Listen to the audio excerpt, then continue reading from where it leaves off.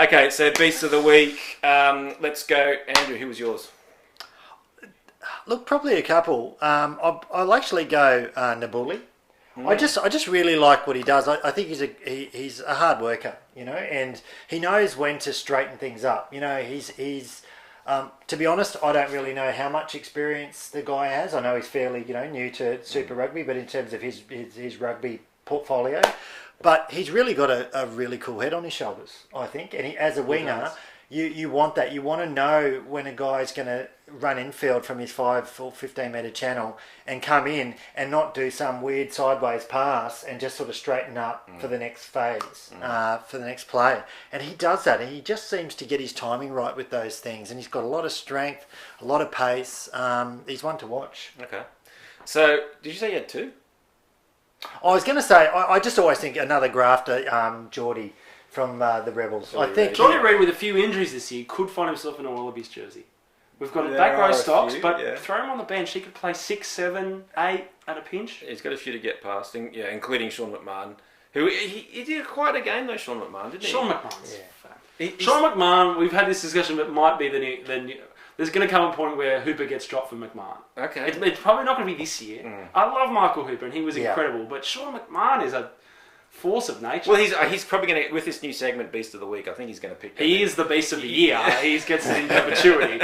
I think this is whoever gets the silver. Well, if he didn't pick it up this week, okay. So Geordie, I've got a couple of honourable mentions in this one. So Chibber Hansen, I thought had yet another good game. I don't know what he's on, but it's working for him. He's just all around the place. He's getting in people's faces. I think he's really coming to his own down at the Rebels there. And I think we're going to have some question marks around hooker when it comes to Wallaby time. And he spent a little bit of time in gold, so that's going to be interesting. So I thought he was really out there. I thought Heinrich Tui. I wish we could put him in gold because I think he's a real option for 6. His ability to run through traffic and pick his way through and just make sensible decisions.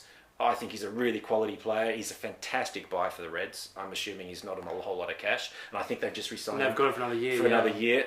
Very, very smart. But the one person I'm going to give Beast of the Week to was Karevi. I thought, it's just the sheer will of the way he's stepping through tackles. He really was the difference, I thought, for the Reds. Yeah, he was good. And it was a shocker when he had to come. And you could see, talking about Beast, it's something to do with their passion and the tears that he was having when he knew he'd busted his hand. You could see, he's fully 100% in, and that was great to see. So, and then when you've got a Kurundrani who, I agree with everybody, he's the incumbent in the gold, but I thought, Karevi's been, his last few performances have really been putting himself forward. I hope his hand works out pretty quickly.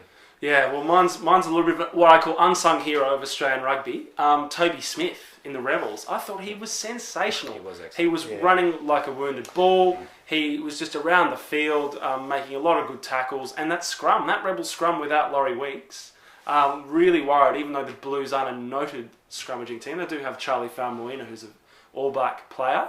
But they held up really well, I thought. And Toby Smith is the third string loosehead, probably behind Slipper and Scott Seo. But he's certainly very capable. And I wouldn't be surprised. I have a feeling that Michael Cheika might have played him at tight head against Uruguay in the World Cup. And a part of me wonders if he might snag the bench tight head spot because we don't have a huge amount of depth in that position behind Greg Holmes.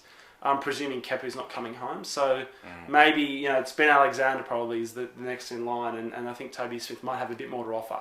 So could get a go. I'll donate to the Kepu plane ticket. Whatever it takes to get him back. Word is he's coming back. But please.